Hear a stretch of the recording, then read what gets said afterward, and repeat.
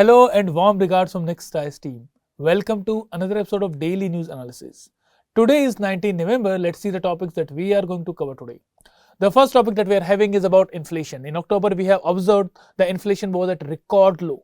So we are going to dwell into what were the reasons for that. Secondly, what can be the implications on the economy? And thirdly, will this trend of low inflation is going to continue or it is going to reverse? The second topic we are having is about sea cows. We are going to observe what is in news, what is their conservation status in India, and how they have been defined under the IUCN Red List. Then the third topic we are having is about India-Bangladesh Extradition Treaty. And the context here is that because the ICT, International Crime Tribunal of Bangladesh, has awarded death sentence to Sheikh Hasina, and they are expecting India to expedite Sheikh Hasina to Bangladesh. Then the fourth topic we are having is about the PDS, how technology is being included in that. And in this context, we are having 4 new initiatives by Government of India which have been inculcated in the PDS system of India. Then the last topic in the decoded part, we are going to discuss about the rationalizing procurement system, how the serial-based procurement is overshadowing any other procurement of pulses or of oil seeds. So what are the implications of that and what we should be doing in the future? So let's start with the first topic. The first topic that we are having is CPI at record low level. Backdrop kya hai? The backdrop is that in October, the CPI or Consumer Price Index was only 0.25%. It is the lowest recorded CPI. So that is the significance of this topic. Now, what is the relevance here? The relevance is GS paper 3, Indian economy and related issues. So dekhte hain, what is the news? The news is that the CPI trend in October was 0.25%. यानी 0.25% price rise ही हुआ October के अंदर. Now what is the other significance of this? The first significance तो ये है, it is the lowest on the record, कि ये अब तक का सबसे कम इन्फ्लेशन है.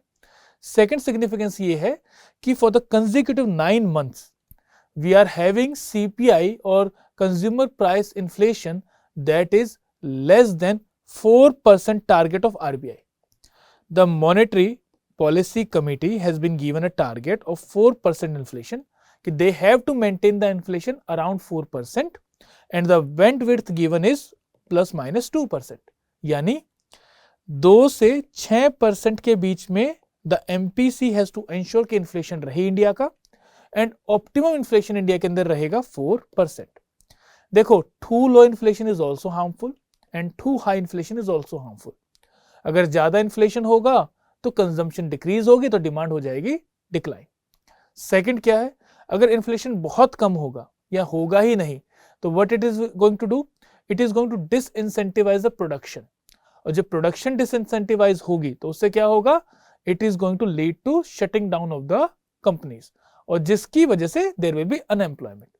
सो we need a certain amount of inflation in the country. However that inflation should not be higher than a certain level. तो इंडिया ने जो फिक्स किया है that is 4% and this responsibility has been given to monetary policy committee that is under RBI. So the target is 4%. तो the second part here, the news का दूसरा part वो ये है कि for consecutive 9 months we are able to maintain an inflation which is less than 4% and in October it was the lowest at 0.25%. So let's see the reasons क्या है. Reason जो पहला है वो है जीएसटी रेट कट, क्योंकि government ने recently GST rate cut किया है जिसकी वजह से prices have reduced and that has led to increase in the consumption and the demand. और फेस्टिवल सीजन भी था अक्टूबर के अंदर. The second is the food inflation, because in India we are now seeing that the food inflation is constantly low, so its contribution to CPI has also led to reduction in the CPI inflation rate. Third reason is the base effect. हम देखेंगे base effect कैसे effect करेगा inflation को. So we are going to see year on year inflation जो है, जैसे अक्टूबर 2024 में और अक्टूबर 2025 में, उन दोनों का जो बेस इफेक्ट है उसका क्या इफेक्ट हुआ है इन्फ्लेशन को नीचे रखने में. And lastly we have seen that the gold and silver prices have increased in an exponential rate. October में तो it was around 57% increase in gold prices. Silver prices were up by 62%. So has this increase in the prices of the bullion or gold and silver led to increase in inflation, or it has not led to, or it didn't had any effect on the inflation? So that we are going to see. So the first factor we are having is GST rate cut. Obviously we had a GST rate cut on September 22 जो यहाँ से applicable हो गया था. उसके बाद there has been an increase in the consumption. However it was found out that companies have not fully passed the reduced GST benefits yet to the consumers. So उसका जो इफेक्ट है इन लो इन्फ्लेशन पे वो अभी तक ज्यादा दिखा हमें नहीं है according to the data. So the full impact of the GST rate it is expected to be seen in the November inflation data. The next one is the base effect. Now how the base effect has impacted? The base effect का मतलब ये होता है whenever we are calculating inflation year on year, because जब भी हम अक्टूबर की बात करेंगे तो अक्टूबर की इन्फ्लेशन कैसे काउंट होगी, अक्टूबर 25 के लिए we are going to take the base as October 24. So for October 24 the basis point was 133 basis point. Already this base is very very high. So जब भी डिनोमिनेटर ज्यादा होगा तो अगर ऊपर वाला जो चेंज है, जो चेंज आया इन्फ्लेशन में, अगर वो कम हुआ या जो भी वो चेंज होगा वो हमेशा कम रहेगा जब डिनोमिनेटर हाई होगा. तो अनयूजुअल हाई डिनोमिनेटर की वजह से भी इन्फ्लेशन डेटा क्या हुआ है, डिमिनिश हुआ है. तो that is one of the reason that we had a very high base in October 2024. That's why the inflation in October 2025 is low. Then वो इफेक्ट कैसे करता है, inflation percentage change in the price via the same month last year. So high last year prices leads to low inflation this year. Then full base year, future base year trend क्या हो सकता है, the trend that is expected by RBI is that inflation is going to rise to 1.7% from June and September in 2025 to 4.5% in April June 2026. So आने वाले 6 महीने के बाद यानी अप्रैल जून के बीच में it is expected the inflation will rise to 4.5% because of the base effect. The next thing आती है the food index.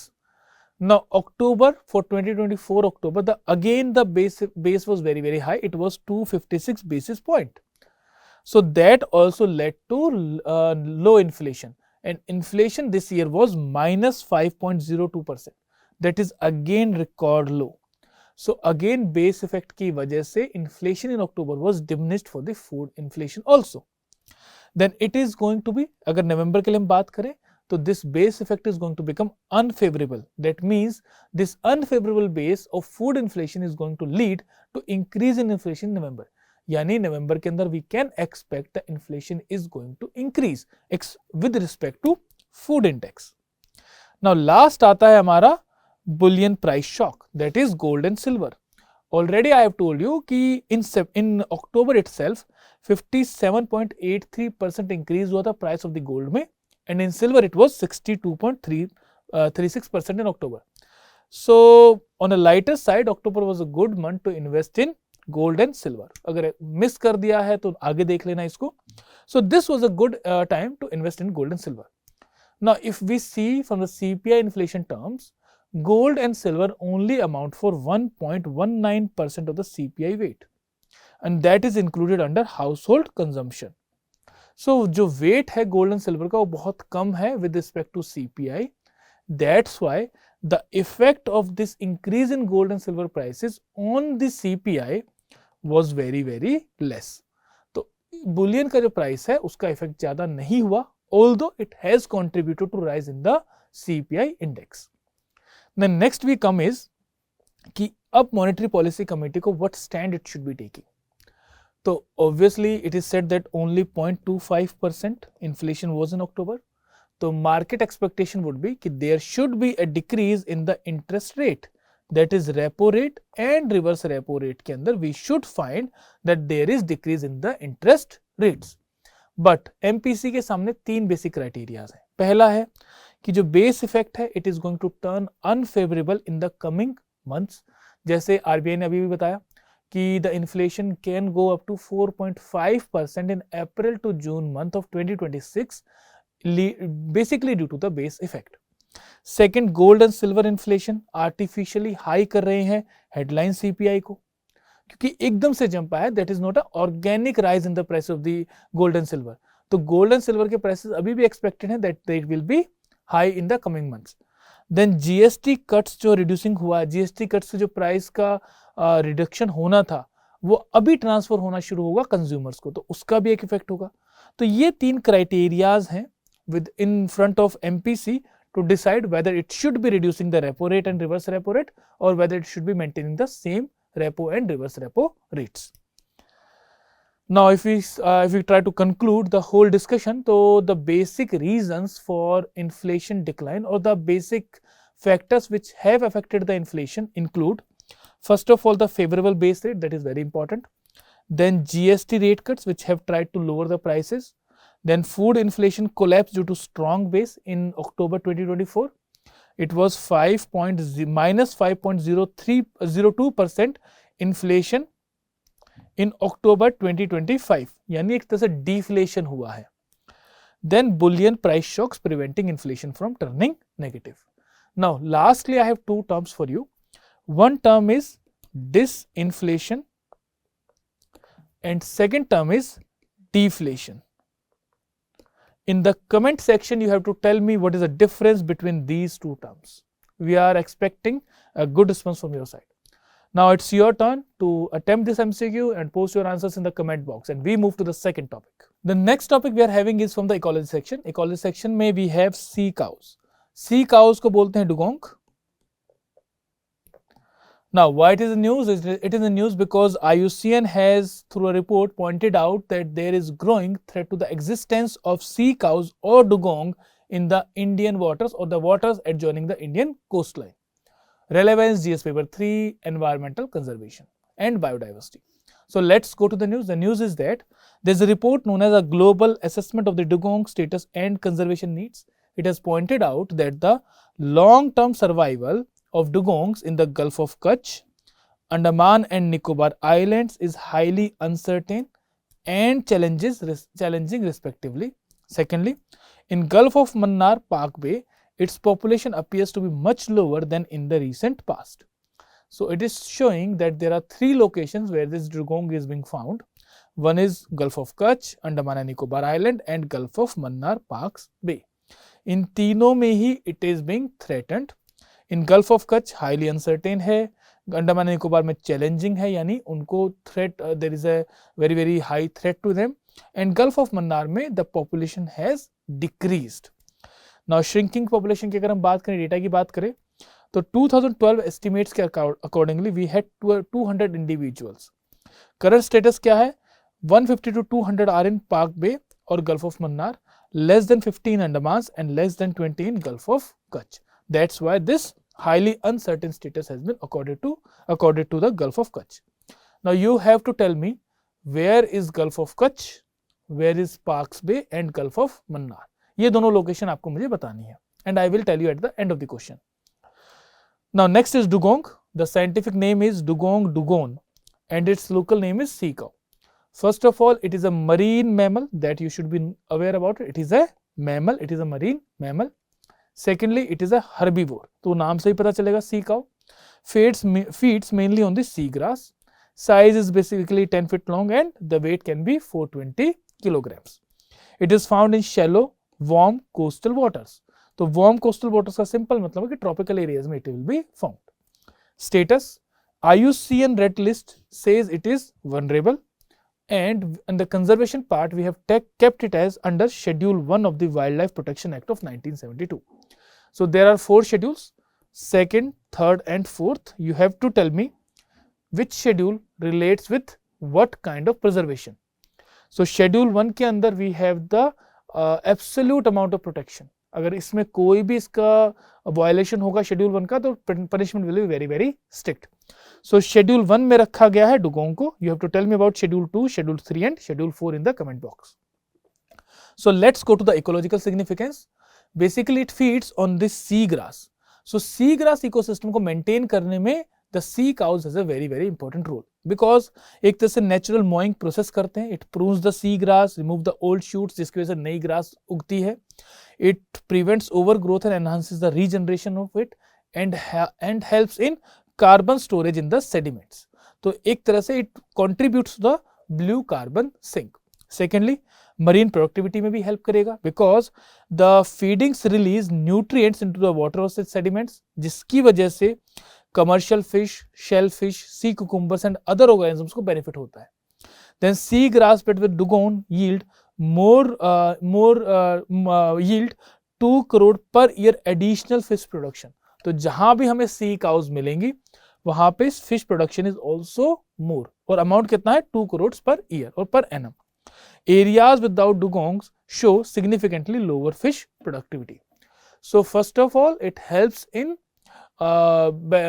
ecological maintenance of the sea grass कि ज्यादा ग्रो ना हो जाए और फ्रेश ग्रास ग्रो होती रहे. सेकेंडली जो मरीन अदर मरीन ऑर्गेनिज्म है उसको भी बेनिफिट करता है. thirdly, ecologically it also helps in boosting the sea production, the fish production. The next is the reasons for the threat to dugong. क्यों threat में है? तो देखो मरीन इकोलॉजी में क्या होगा. फर्स्ट ऑफ ऑल या तो हंटिंग हो सकती है या फिर वहां पे there can be rise in the chemicals. These are the two reasons. Third क्या हो सकता है? There can be climate change. तो let's see the reasons. The first reason that has been given is the fishing related mortality. तो because fishing यहाँ पे ज्यादा होती है तो they get entrapped in the nets. तो accidental entrapment in the fishing net is the first reason or the biggest reason for the cause of the death of the sea cows or the dugongs. Second is coastal habitat degradation because pollution, high turbidity and disturbed sea bed की वजह से their habitats is getting degraded, which is having a negative impact on the population of the sea cows. Third is toxic metal pollution because effluents are going into the sea, which is leading to poisoning related with arsenic, cadmium, chromium, mercury and lead. These particular poisonous elements have been found in the bodies of the sea cows. So that is another reason. And इसके source क्या है? Industrial effluents, agriculture runoff and untreated sewage. उसके बाद one more reason is there, they have a slow reproductive rate, जिसकी वजह से the population growth is also very less. The females calve once in several years. So that is another reason जिसकी वजह से इनकी population भी slowly rise करती है. तो death rate is high and birth rate is low. Now examples क्या है? If you talk about the individual areas जहाँ पे एक particular reason क्या है जिसकी वजह से there is decline in this population of sea cows. Gulf of Kutch, turbidity, pollution and fishing pressure. Now one more thing, Gulf of Kutch. Here we are having a industrial township. You have to tell me which industrial township is there. Then Tamil Nadu में fisheries, bycatch and pollution is the problem. Andamans के अंदर high fisheries and related mortality is the cause. Now government has it taken any initiatives or not? It has taken, it has tried. 2010 में we had a task force for the conservation of dugongs formed by Ministry of Environment, Forest and Climate Change. Then National Dugong Recovery Program is also that has been launched by Tamil Nadu, Gujarat and Andaman and Nicobar Islands. Then protected areas में 2022 के अंदर Tamil Nadu established 448 square kilometers dugong conservation reserve in the Parks Bay. Aim was to protect the key seagrass meadows and the dugong habitats. Now suggestive measures, what can be done? First of all, enforcement has to be increased or improved in the protected areas. Secondly, reduce fishing pressure and introduce affordable alternate gears. Strengthen the monitoring and reporting of the dugong sightings and the deaths. Then provide incentive for communities to adopt dugong friendly fishing methods and address the coastal pollution and seagrass habitat degradation more effectively. So basically we need to first of all focus on the fishing part कि fishing जो है वो ecological sustainable manner में हो, and the people participants should be there, they should be made aware about the importance of the dugongs and what they should be doing in case there is any conflict or any incident where dugongs are under threat. Secondly, we need to focus upon the pollution aspect as well as upon the increasing as well as upon the degradation of the habitat. तो उसको भी हमें conserve करना होगा. Now it's your turn to attempt this MCQ, and you have to attempt the MCQ and you have to post your answers in the comment box. And you have to tell me the location of the Gulf of Kutch as well as Parks Bay and Gulf of Mannar. Secondly, you have to tell me which is the township in the Gulf of Kutch or the near the Gulf of Kutch, because we are seeing na the reason for decline of the dugongs in Gulf of Kutch, which has risen to the uncertain level. One of the reason is industrial pollution. So you have to tell me what are the industries which are there in this region. Now next we move to the third topic. The third topic we are having is India-Bangladesh Extradition Treaty. Now, this topic, the backdrop is that Sheikh Hasina has been given the capital punishment by the International Crime Tribunal of Bangladesh. And in this context, Bangladesh wants that India should extradite Sheikh Hasina and the former Home Minister to Bangladesh. Relevance GS paper 2, India and its neighborhood relation. So we have to see about this extradition treaty and what India should be doing in this in this case basically. Now see news क्या है? News ये है कि Sheikh Hasina, former Bangladeshi Prime Minister, had been sentenced to death in absentia by the Bangladesh International Crimes Tribunal. Charges क्या लगाए गए हैं उनके ऊपर? Charges include crimes against humanity, ordering firing on the protesters, using helicopters and drones against the civilians, and that happened during the 2024 unrest. So basically जो पूरा case है वो किसके अबाउट है? It is about the 2024 unrest that happened in Bangladesh, जिसकी वजह से Bangladesh PM को भागना पड़ा वहां से and she got refuge in India. So in this case, in this context, the whole case has been built up and she has been awarded the death sentence.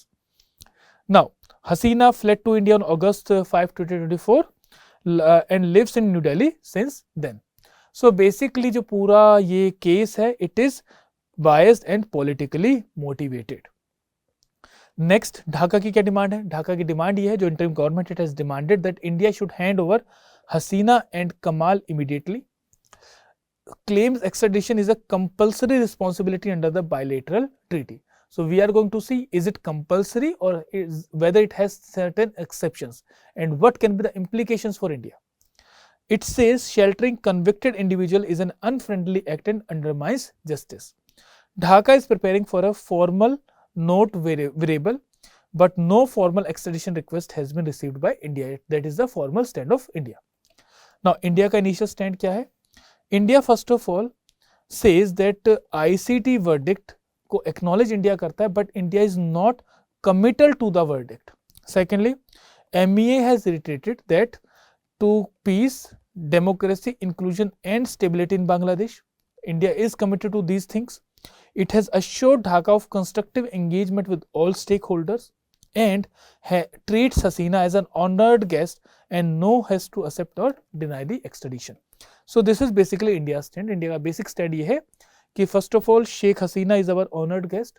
So हम लोग कोई भी decision जल्दी में नहीं लेंगे. Secondly, we want to have stability in Bangladesh. We are going to have amicable relations with Bangladesh. We are going to have constructive relations with Bangladesh and we are going to engage with all stakeholders of the Bangladesh. Now let's go to the main topic. Main topic क्या है? India-Bangladesh Extradition Treaty. So this treaty was signed on 28 January 2013. Reason क्या होगा इसका? Basically होता क्या कि India and Bangladesh are having porous borders. So what happens is that many times the crimes are done in India and the criminals fled to Bangladesh. So in this context we needed an extradition treaty जिससे कि हम लोग उन criminals को वापस India में ला सके और उनको हम लोग ट्रायल के लिए भेज सके. And that was happening because Bangladesh India को दो पार्ट्स में एक तरह से कनेक्ट करता है. एक तो नॉर्थ ईस्ट रीजन में जहां पे ऑलरेडी इंसर्जेंसी है, दूसरा वेस्ट बंगाल जहां पे वेस्ट बंगाल एंड बिहार जहां पे relatively crime rates are high. So in this context we signed this extradition treaty. So this extradition treaty provides a legal framework for transferring individuals wanted for crimes in the either country. And it aims to strengthen the bilateral cooperation on security, terrorism and transnational crimes. Now provisions क्या है? First of all, extraditable offenses. कौन से offenses जिसमें extradition हो पाएगा? तो that offenses should be punishable for more than 1 year of imprisonment in both the countries. यानी दोनों ही कंट्रीज में किसी भी क्राइम के लिए 1 साल से ज्यादा की सजा होनी चाहिए. पहली चीज तो ये है. तो crimes include terrorism, organised crime, economic offences and serious criminal acts. तो इन क्राइम्स के लिए the extradition can be done. Second, denial के भी कुछ ग्राउंड्स होंगे. तो डिनायल के ग्राउंड क्या है? अगर रिक्वेस्ट पॉलिटिकली मोटिवेटेड है, जैसे शेख हसीना के केस में it is being seen as politically motivated. Second, person is unlikely to get a fair trial. That is another thing जो हम इंडिया आर्ग्यू करेगा. द पर्सन में face persecution on political, religious and ethnic grounds, that can be another case, and the offense is military in nature.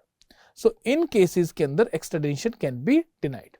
Then there is a rule of speciality also. It says the extradited person can only be tried only for the offenses for which extradition has been granted. तो it simply says कि जिस भी case के लिए extradition दिया गया है उसी केस को ट्रायल किया जा सकता है, उसके अलावा किसी और केस का ट्रायल नहीं होगा. So that is one thing that has been done, and that is known as rule of speciality. Then evidence requirement is also there. The requesting state must provide prima facie evidence or legal documents supporting the case. Now Sheikh Hasina ke case mein what can be the things? First one is dual criminality requirement is there. Offenses must be punishable in both the countries. तो पहला requirement ये है. Second, Article 6 says political offense exception. So already we have discussed that is an exception that is provided. So extradition may be refused if the offense is of political nature. Then Article 8, unjust and oppressive charges have been put on. So India can refuse extradition on Hasina if acquisition is unjust, oppressive and not in good faith, or possibility of political persecution is also there. Then Article 7, India can prosecute instead. Extradition may be denied if India chooses to prosecute Hasina domestically. That is unlikely, highly unlikely. Then India's Extradition Act is also there. That is India's Extradition Act of 1962. That provides additional safeguards for the extradition. It says that India can refuse extradition if it is politically motivated, charges are trivial, outdated and lack good faith, then extradition is not in the interest of justice, and the center may stay proceeding, cancel warrants or discharge a prosecution person at any stage. तो India की खुद की अपनी जो एक extradition act है वो भी कहीं ना कहीं सेम ग्राउंड्स प्रोवाइड करती है टू डिनाई द एक्स्ट्राडिशन.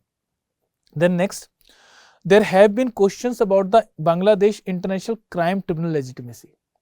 इसके ऊपर खुद के ऊपर क्वेश्चन मार्क है क्योंकि जो कि वहां की खुद की डोमेस्टिक गवर्नमेंट्स ने पुट अप किए थे. जैसे this ICT was created in 2009 for trying of the 1971 war crimes. So it has faced criticism of targeting the opposition leaders in the earlier years. So already इसकी खुद की credibility नहीं है जिसने death punishment award की है शेख हसीना को. So India can legally question the ICT validity as extradition requires warrant from the competent judicial appointed authority.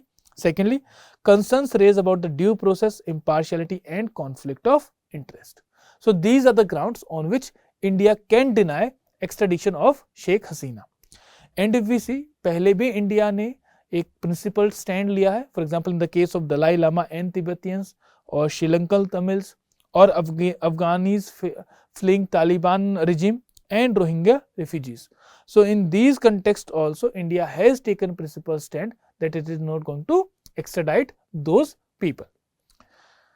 Then lastly, no formal extradition request has been received by India yet, and India is unlikely to take any action until Dhaka submits the full ICT order, evidence, court legitimacy document, because legitimacy of ICT is also under question mark, and compliance with the treaty formalities. So all these have to be submitted by Dhaka for moving forward with the extradition of Sheikh Hasina. Now it's your turn. Attempt this MCQ and put your answers in the comment box, and let's move to the next topic. The next topic, fourth topic we are having, is about the integration of technology in PDS system. We have heard a lot of times that PDS is having problems of leakages, misdirecting, benefits not reaching the beneficiaries. There's a lot of wastage, storage ka problem hai, more surplus articles are there and they are getting spoiled. So these problems are there. So that for countering those things, we are having technology integration in PDS. In this context, 4 new technology platforms have been launched by the government of India for modernization of the PDS system. Now this topic is relevant from GS paper 3, PDS system objective, functioning, limitation and revamping. So revamping part is the part we are discussing here. So what are the initiatives taken for the revamping of the PDS system? So let's go to the news. The news is that the center has rolled out 4 new initiatives for the PDS operation. First one is Asha, then Anna Darpan, third one is Smart Exam Warehouse System, and Bhandaran 360 new ERP for the warehousing. So it is targeting 4 different areas. So let's see which areas are being targeted. Now first of all which ministry has release that? Ministry कौन सी है? Food and public distribution ministry ने ये launch किए हैं initiatives. और objective क्या है? Objective simple है, पहली बात मॉडर्नाइज करो वेयर हाउसिंग ऑपरेशंस को, second thing improve the supply chain efficiency, third one is enhance transparency in the PDS system. So these are the basic objectives for this modernization of the PDS system. So let's go to the first initiative, that is ASHA. ASHA का मतलब है AI based feedback platform. So feedback कौन देगा? The feedback will be given by the beneficiaries. So this AI feedback platform, the full form is Ann Sahayata Holistic AI Solution. So the full form of ASHA is Ann Sahayata holistic AI solution. So it will enable the PDS beneficiaries to share the feedback. तो feedback कौन share करेगा? PDS beneficiaries. Then it will be the beneficiaries can report about the full entitlement whether it was received or not, कि उन्हें जो जितना उन्हें entitlement उतना उनको grain मिला या नहीं मिला. Secondly, जो quality of food grains की उसके ऊपर भी they can share the feedback. Thirdly, they can also share the feedback of the difficulties faced at the fair price shop. अगर वो मिसबिहेव कर रहे हो, प्रॉपर्ली बिहेव ना कर रहे हो, बार बार जाना पड़ रहा हो, या डॉक्यूमेंटेशन बहुत ज़्यादा हो, या डॉक्यूमेंटेशन का कोई प्रॉब्लम हो, तो all these feedback can be shared through this Asha platform. Now what are the technical feature here? देखो, we are having a country which is having a diversity of the languages, so for this we are having multilingual translation. Then we are having sentiment analysis also. Thirdly, automated grievance categorization is also there. That is the role of AI which comes in. तो AI already उनको grievances को categorize कर देगा. By that categorization, we will be able to ensure that which problem is the major one which is seen in all the PDS locations या PDS shops. तो उसको हम लोग पहले cater कर सकते हैं. Then real-time dashboard for the administration, that will also be there. So by use of AI, by leveraging of the AI technology, we are now trying to improve our PDS system. Then next is Bhandaran 360, new ERP for the warehousing. So it has been basically developed for the Central Warehousing Corporation, developed by the Central Warehousing Corporation, and it will be having 41 modules like HR, finance, marketing, warehouse management, contract management, project monitoring and other core function. तो basic objective यहाँ क्या हुआ कि जो हमारी where housing facilities हैं उसको कैसे इंप्रूव किया जाए, उसके फंक्शंस को कैसे सिंक्रोनाइज किया जाए, उसको कैसे एफिशिएंट किया जाए. The next is smart exam warehouse system. It is designed for the container freight stations and several and general warehouses. Then last is Anna Darpan. Anna Darpan में क्या होगा? It is a micro service based platform replacing the old depot online system. तो जो हमारा online depot online system था उसको हम लोग किससे रिप्लेस करेंगे? अन्न दर्पण से. तो ये माइक्रो सर्विसेज बेस्ड प्लेटफॉर्म है that is going to integrate the end to end PDS and FCI operation. तो पीडीएस को और एफसीआई को यानी फूड कॉर्पोरेशन ऑफ इंडिया को इंटीग्रेट करेगा, उसके ऑपरेशन को इंटीग्रेट करेंगे. द मैनर क्या होगा? प्रोक्योरमेंट का, स्टोरेज का, मूवमेंट का, देन क्वालिटी चेक का, लेबर मैनेजमेंट का और कॉन्ट्रैक्ट मॉनिटरिंग का. सो कहने का मतलब ये कि अन्न दर्पण बताएगा कि कितना प्रोक्योरमेंट हुआ, कैसा प्रोक्योरमेंट हुआ, कहाँ से प्रोक्योरमेंट हुआ, कहाँ स्टोर किया गया, यानी अगर if any amount of the food grains are being required तो कहाँ से प्रोक्योर किए जा सकते हैं जल्दी से जल्दी. Then what is the movement कैसी हो रही है, कितने टाइम में पहुंचेगा, कहाँ तक वो पहुंचा. Then quality checks, labour management, all these things, the end to end solution will be provided by the Ann Darpan platform. Now, objective outcome क्या होगा? The outcome objectives here are, first of all, logistic cost को कम करना, because if we are having the full information, if we are trying to make it efficient, तो logistic cost is going to come down. Secondly, turn around time को कम करना. अगर turn around time कम होगा तो उससे क्या होगा? वेस्टेज मिनिमम होगी, एफिशिएंसी इंप्रूव होगी और स्टोरेज प्रॉब्लम भी कम हो जाएगी. Lastly, it will try to integrate in the PM Gati Shakti integrated logistic ecosystem. So with this, you have to attempt this MCQ and you have to post your answers in the comment box, and we move to the last topic of the day. So in the decoded section, the topic we are having is rationalizing procurement system. The article has come in the Hindu newspaper. और backdrop क्या है? Backdrop is recent controversy in the Tamil Nadu over Kuruvai paddy procurement expose the systematic issues there. And again, it is from GS paper 3, issues of the buffer stock and the food security. The next we move to what is the news? The news is that recent controversy in Tamil Nadu over Kuruvai paddy procurement have exposed the systematic issues. TNCSC faces delays, corruption allegations and poor coordination despite advanced knowledge of the increased acreage. So that is the systematic issue that has been exposed recently. Now let's move to the rising paddy procurement and the excess stock. Because the most procured crops in India are rice and wheat. We are having excess procurement that we are requiring. So let's see what is the data here. Then we are going to see what is the impact of that. So why we need to rationalize it, we are going to see through the impact of this excess or rising paddy procurement. So let's see the news. First of all, the data here. The data is that India's paddy procurement is 119.86 lakh ton, up from 82.08 lakh ton last year. Last 3 years में opening stock of rice and wheat consistently exceeded the central pool norms. So here we are having central pool norms, उससे ज़्यादा ही हमने procure किया है. Rice stocks की अगर हम बात करें, so it is 356.1 lakh ton and norm क्या है? It should be 102.5 lakh ton. यानी वो डबल होना चाहिए रिक्वायरमेंट का. सो हमारा कितना है? हमारा 4 टाइम्स है रिक्वायरमेंट का. देन एनुअल प्रोक्योरमेंट जो हमारी होती है that is 525 to 547 lakh ton, whereas annual PDF offtake यानी जितना आया और हमने जो डिस्ट्रीब्यूट किया, the distribution is around 392 to 427 lakh ton. So there is a huge gap between the procurement and the distribution. So जो बाकी बचेगा उसका क्या होगा? That will be kept with the government and उस पर स्टोरेज कॉस्ट भी आएगा and it will be spoiled also. Wheat की भी अगर हम बात करें तो wheat utilisation under PDS exceeds the procurement in last 3 years. So this is the current scenario with respect to rice and wheat. Now let's go to the paradox. We are having surplus cereals, still we are importing certain food products.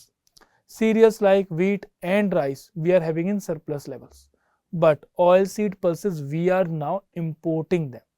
So if we talk about the pulses, we are the largest producer of the pulses, 252.4 lakh tons in 2024-25.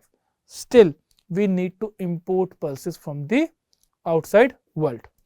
Annual import bill for the edible oil is 1.2 lakh crores and for pulses is 30,000 crores. 55% of the edible oil demand is import dependent. So these are the data that can be quoted in the answers.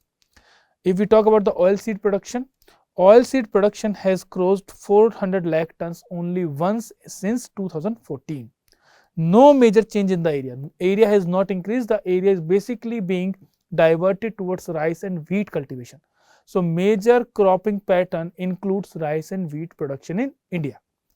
Long term criticism is also there. 1990 से edible oil imports liberalization जब से हुआ है, it has actually hurted the domestic producer because oil जो बाहर से हमें oil seeds मिलती हैं that are cheap as compared to the domestic production.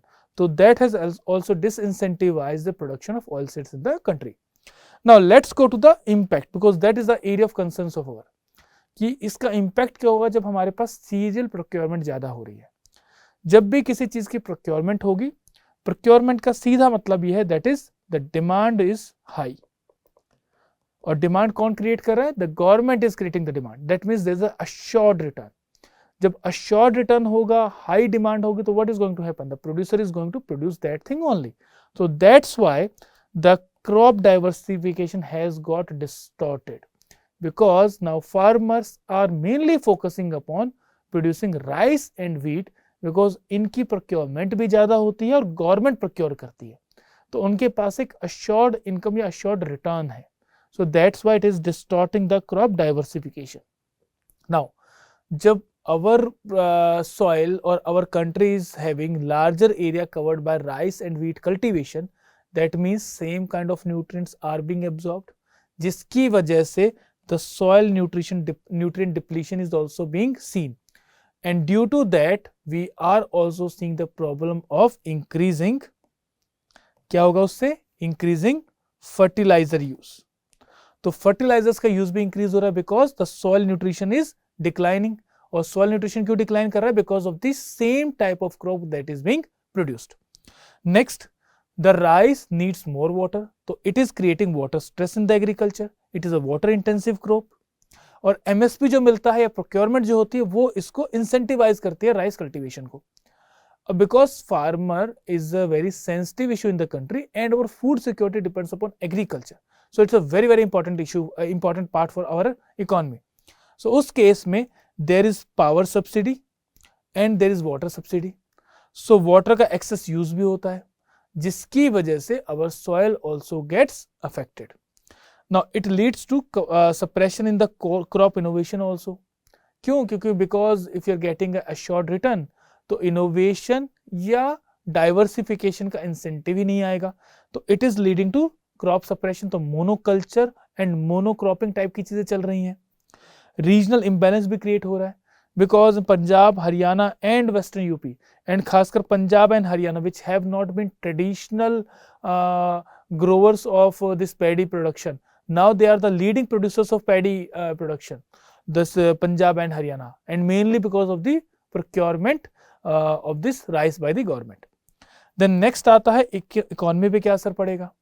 तो पहला असर तो पड़ेगा फिजिकल हेल्थ के ऊपर because government has to procure as much is coming to them, so there is a physical burden of the government. So food subsidy का जो burden है वो है 2 lakh crore on the annual basis. Second, it is distorting the market prices of the crops, which is leading to higher inflation in the food.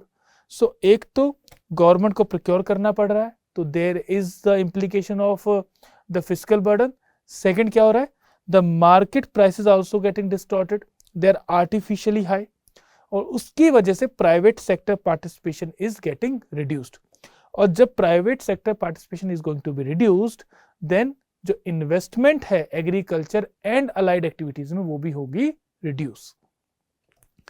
Then increasing stockpiling and wastage because government has to take whatever is coming to them, that is leading to larger requirement of storage, and जब larger storage होगी and we are not having proper warehouses also, so it is leading to wastage also. So this surplus stocks that are building up, they are getting wasted also. Then the low production of pulses and oilseed. अब एक तरफ तो serials की वजह से problem आ रही है, दूसरा क्या हो रहा है, दूसरी क्रॉप्स अफेक्ट हो रही हैं जैसे pulses and oil seed. So उसकी वजह से क्या हो रहा है, their prices are increasing, our import bill is increasing, and it is also affecting our food security. Then it is also the distorted incentives for the states भी हैं. Punjab and Haryana receive high procurement and bonus, तो उसमें क्या हो गया, states के बीच में भी कहीं ना कहीं डिस्टॉर्शन है. Then next is ecological and environmental impact. अब उसका कैसे होगा, soil health is getting affected, वो डिक्लाइन हो रही है, उसकी वजह से क्या होगा, we are having more use of fertilizers, जिसकी वजह से soil health further deplete होगी. तो soil health पहले कैसे deplete हुई, because monoculture was there. monoculture की वजह से we are using fertilizers की वजह से soil health is more declining because these fertilizers are basically chemical based. Then fertilizers need more use of water, तो more use of water से क्या हो रहा है, now the water is being exploited from the ground level, ground से हम इसको exploit करते हैं, जिसकी वजह से there is ground water depletion. और ground water depletion कैसे होगा, it will be through the pumps, और pumps के use से क्या होगा, we have to produce more electricity, and basically agriculture को जो electricity जाती है that is subsidized, तो जो उसकी एक अहमियत है that is not being seen, the significance of electricity is not being seen, and it is virtually free of cost. वो free of cost है almost, तो due to that being free of cost, the pumps are being overrun, जिसकी वजह से the groundwater is getting depleted at a faster rate. Then there is problem of stubble burning also, the problem that we seeing the air pollution in Delhi and the adjoining NCR region, that is basically due to stubble burning. Then soil degradation we have already discussed because use of the overuse of the chemical fertilizer, and even soil degradation के साथ साथ जो corresponding water bodies and they are also getting affected. Even we have seen in the article that we have discussed at the second point, that is sea cows, they are also seeing the blunt of the use of the excessive chemical fertilizers in the coastal areas. Then we have energy and carbon footprint, क्योंकि energy ज़्यादा produce करनी होगी जिसकी वजह से carbon footprint is also increasing.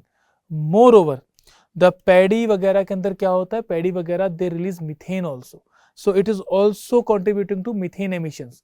And lastly water logging and salinity का problem, because this paddy needs a lot of water, जिसकी वजह से वाटर लॉगिंग एंड सैलिनिटी का प्रॉब्लम भी देखा जा रहा है in the regions which are having rice production. Now, there is also broader social and policy implications. First of all, the farmers are now dependent upon the government procurement, क्योंकि innovation तो कर नहीं पा रहे, जिसकी वजह से they are basically dependent upon government procurement, and market has also been got distorted. Secondly, there is political resistance also for diversification. Whenever the government is going to take steps to reduce the procurement of wheat and rice, that will affect the income of the farmer, and that is going to have political backlashes. It is going to put pressure on the FCI logistics, storage and budget of FCI. Now we move to what are the other problems. एक तरफ तो procurement का problem है, उसके साथ साथ leakage and inefficiencies का भी problem है. With respect to PDs, already we have discussed what are the technological steps that have been taken. So 20% leakage of rice and wheat is in the PDS distribution itself. So that is a huge amount, almost 1/3 जो हमारा the amount that we are spending, that is getting wasted. Authorities deny this but acknowledge the system imperfections are there. PDS was originally meant for scarcity management, but now it has become a permanent subsidy heavy mechanism. Now what steps we should be taking? First of all, we need to diversify. We need to procure we need to focus the procurement upon pulses, oil seeds and millets, because ये हमारी food security के लिए भी important है. Now food security is no more calorie based, it is nutritional security. Secondly, promote crop diversification via cash incentives. Then reform the PDS to improve the nutritional diversity. Encourage water saving agriculture, जैसे कि direct seeded rice एक technology है, या micro irrigation use हो सकता है, या crop rotation को भी यूज किया जा सकता है. Then rationalize the power subsidies and use smart meters so that overuse of the pumps and misuse of the electricity can be avoided. Then promote climate resilient agriculture, that is very important for us, especially from the food security aspect, and strengthen the farmer market linkages. Now farmer market linkages के अंदर what we can do, we need direct linkage between the farmer and the buyers, जिससे कि जो middleman है वाला effect है वो कम किया जा सके.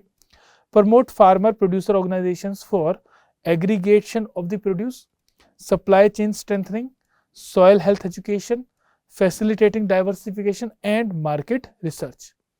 FPOs although are emerging, but we need to focus more upon them because they are still underdeveloped and they need capacity building. So that these things we need to do. Now lastly, reforms must be gradual, because अगर हम एकदम से reform लेके आए तो they will be having backlashes. Secondly, multi-stakeholder consultation is there. Everyone should be kept on board, farmer, policymakers and experts. Then the aim should be plug the systematic loopholes, reduce the wastages and shift to diversified sustainable agriculture. That should be our motto. With this we conclude for the day. This is the question that you can attempt. This is the main question that you can attempt, and you can bring this answer to us. Now with this we conclude for the day. Thank you very much and have a nice day.